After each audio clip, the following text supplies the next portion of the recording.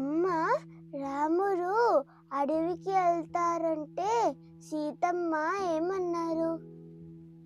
First విషయం తెలిసిన వెంటనే రాముల వారు వాళ్ళ అమ్మగారి దగ్గరికి వెళ్ళారట.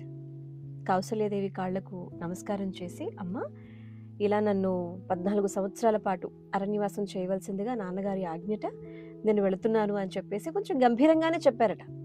కానీ సీతమ్మ దగ్గరికి వెళ్ళి చెప్పేసరికి కళ్ళల్లో కళ్ళు పెట్టి చూడలేకపోయారట. ఇప్పుడు మన ఇద్దరు మాట్లాడుకుంటున్నాం కదా, ఇలా కొంచెం కళ్ళు కిందకి దించి మాట్లాడుతూ ఉంటే, రాజు కావలసిన మీరు చతురంగ బలం మీ వెనకాల వస్తూ ఉంటే చూడాలనుకున్నాను నేను.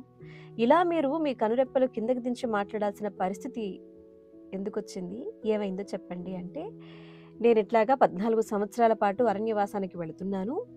భరతుల వారు రాజు కాబోతున్నారు కాబట్టి నువ్వు ఇంత ఇదిగా మాట్లాడకూడదు. అత్తగారికి సేవలు చేసుకుంటూ ఇంటిని బాగా చూసుకుంటూ జాగ్రత్తగా ఉండాలి సీత, అర్థమైందా అని చెప్పి అంటే, అదేంటి మీరొక్కరే వెళ్తారన్నట్టుగా మాట్లాడుతున్నారు, నేను కూడా మీతో పాటు వస్తాను అని అన్నారంట. లేదు లేదు, నేను వెళుతుంది అడవులకి.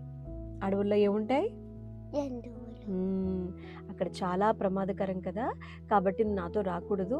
అలా అని చెప్పి నువ్వు తినటానికి అక్కడ అన్ని సౌకర్యాలు ఉండవు కదా. అప్పుడప్పుడు మహానుభావులు వస్తూ ఉంటారు, వాళ్ళకి సేవలు చేసుకుంటూ ఉండాలి. ఎక్కడుంటానో, ఏం తింటానో, ఏం చేస్తానో నాకే తెలీదు.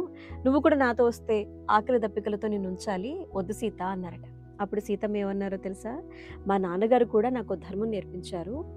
ఒక ఇంట్లో అమ్మ, నాన్న, పిల్లలు అందరూ ఉన్నప్పుడు ఆ ఇంటి యజమాని ఏం తీసుకొచ్చినా కూడా ఇంట్లో అందరికీ సమానంగా పంచుతారు.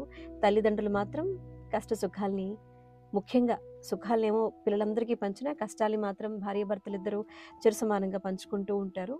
నేను మీ భార్యని మీ కష్టంలోనే కాదు, మీ సుఖంలోనే కాదు, మీ వెన్నంటే జీవితాంతం ఉంటాను అని చెప్పి నేను సహధర్మచారిణిగా ప్రమాణం చేశాను. కాబట్టి మీతో పాటు నేను వస్తాను. అయినా నాకు తిండి తిప్పలు ఏమీ అక్కర్లేదు. కావాలంటే మీకన్నా ముందు అడవుల్లో నేనే నడుస్తాను. నేను నడిచిన తర్వాత మీరు నడవండి. మీ కాళ్లకు ఆ గడ్డి మెత్తగా ఉంటుంది. అంతేకాదు, ఒకవేళ తేనె గాని, పండు గాని ఏమీ దొరక్కపోయినా పర్వాలేదు. ఆ రోజు సాయంత్రానికి మీరు నా కళ్ళల్లో కళ్ళు పెట్టి చూస్తూ తియ్యగా ఒక 2 మాటలు చెప్పండి.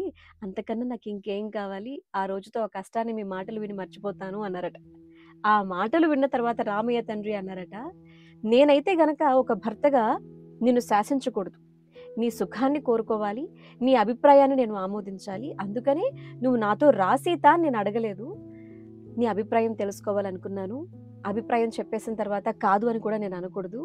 నీ అభిప్రాయాన్ని నేను గౌరవించాలి కాబట్టి ఆమోదిస్తున్నాను అని చెప్పి అంటే, సీతాదేవి వెంటనే వెక్కి వెక్కి ఏడుస్తూ రామయ్య తండ్రిని గట్టిగా కౌగిలించుకొని బాధపడిపోయారంట. బాధంతా తీరిపోయింది. రామయ్య తండ్రి సరే అనేసరికి కూసింత ఆనంద బాష్పాలన్నమాట.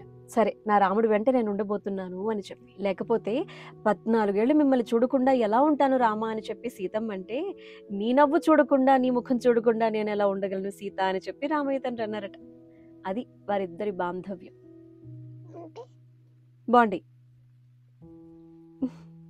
మరి నచ్చిందా?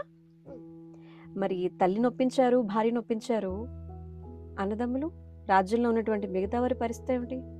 వాళ్ళు ఏమన్నారో తర్వాత కథలో తెలుసుకుందాం. మన కథ నచ్చితే ఏం చేయాలి? Like, share, comment and subscribe చేయాలి.